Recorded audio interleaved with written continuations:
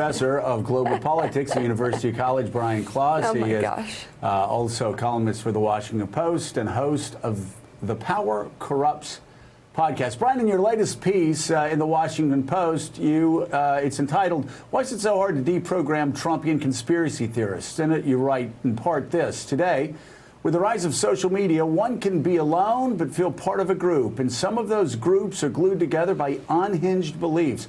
Many of the fanatics who stormed the Capitol were neither poor nor social misfits, but rather had found a digital community to augment or replace their offline one. We can no longer pretend that conspiracy theorists are beneath our attention. They've shown they have tremendous capacity to inflict damage on society. Bringing the deluded people who populate Trump's political base back to reality will be difficult. But to find the right antidote, we need to at least accurately diagnose who has the poison.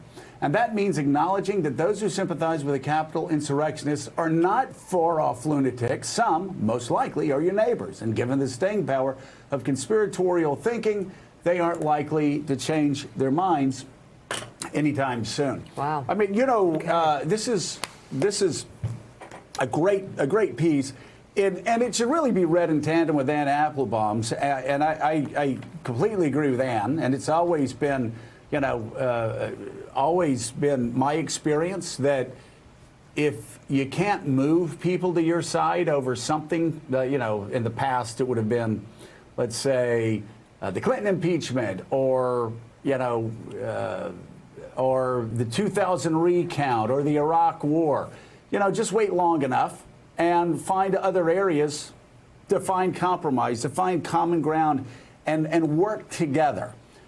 In this case, though, you are right. You're talking about a set of deeply held conspiracy theories that these state Republican parties are clinging to. I mean, you would think Arizona Republicans would have learned from Georgia Republicans, whose Civil War made Chuck Schumer the Senate Majority Leader. They haven't.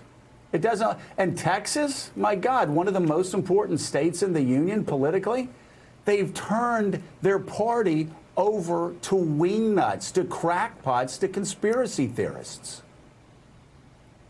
Yeah, I mean, I think the big point here is that it's very, very difficult to deprogram conspiracy theory believers for a variety of cognitive reasons, and because it's also extremely social and some people are finding fun in it.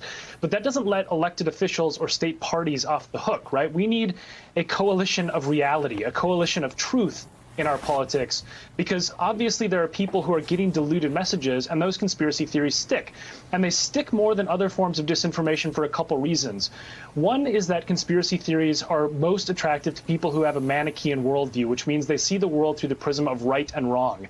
And so QAnon is all about Trump, the good superhero, vanquishing this evil, shadowy cabal. There's also the issue of the fact that the people who debunk conspiracy theories are, by their very definition, those who the conspiracy theorists think are the deep state. So if I write in the Washington Post that this is false, they view that as proof that there's a cover-up. And then the third reason, of course, is that the conspiracy theorists are also people who adapt their beliefs as new facts come into view. So when Biden was inaugurated, which wasn't supposed to happen under QAnon belief, some people started saying, oh, he's secretly in on the plan. It's unfalsifiable. It's like the doomsday cults that say, the world's going to end on October 4th, and they wake up on October 5th and say, oh, actually, we just miscalculated. It's going to happen in 3 years. And that's why we need to have a coalition of reality in our politics. And Republican leaders need to be held accountable for not inhabiting that real space that we all should live in. Hey, thanks so much for watching our YouTube channel. You can follow up on today's top stories and breaking news, or catch up on your favorite MSNBC shows all in one place. Download the NBC News app today.